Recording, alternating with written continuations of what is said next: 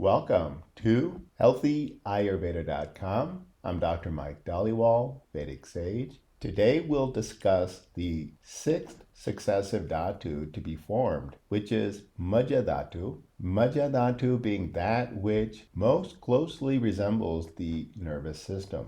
The function of Majjā Dhātu is Purana, which means to fill space. And if we interpret this as space within the foramina bone, for example, the space which fills the skull obviously is the brain, and the space within the vertebral column is filled by the spinal cord. With this interpretation, we can think of Majjā Dhātu as being that which most closely resembles the nervous system.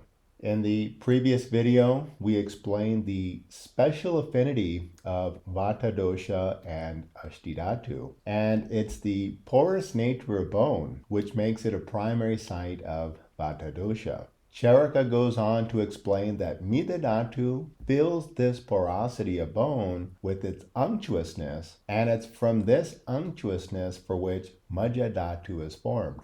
The predominant element of Majjā Dhātu is the water element, and the water element, or Apa, represents unctuousness, which is characteristic of the high lipid concentration within the central nervous system. So, as Majjā Dhātu traverses through bone tissue, Majjā ultimately travels throughout and innervates the entire body. Essentially, the function of the nervous system allows for signal transmission, allowing for sensation and perception, and generating responses, for example, the motor response or movement.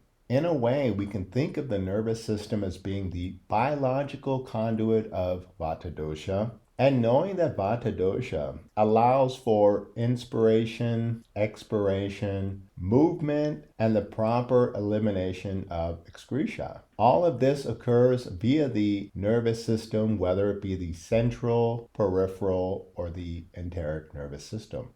The byproducts of Majjā Dhātu are, according to Characterized, which states that the superior byproducts of Majjā Dhātu as being the hair on the head, although this seems to be more the byproduct of Ashtha Dhātu, it's clearly stated that the inferior byproducts of Majjā Dhātu, or its malas, are the unctuous excretion from the eyes and the oily part of feces as being the byproduct of Majjā Dhātu.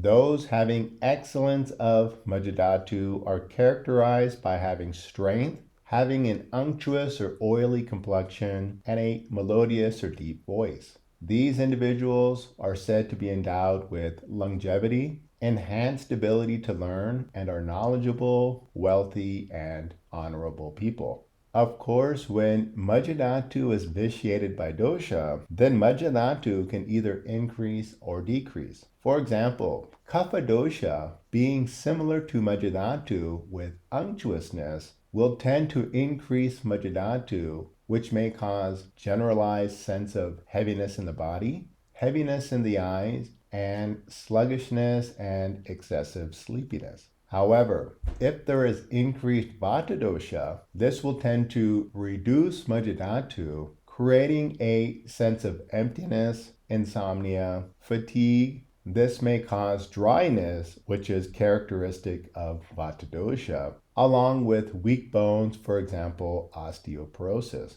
Okay guys, this is just a basic introduction into Majjā Dhātu. In the next videos, we'll take a closer look at the basic management considerations for Majjā Dhātu conditions. Meanwhile, hope you've enjoyed, and until next time, be well.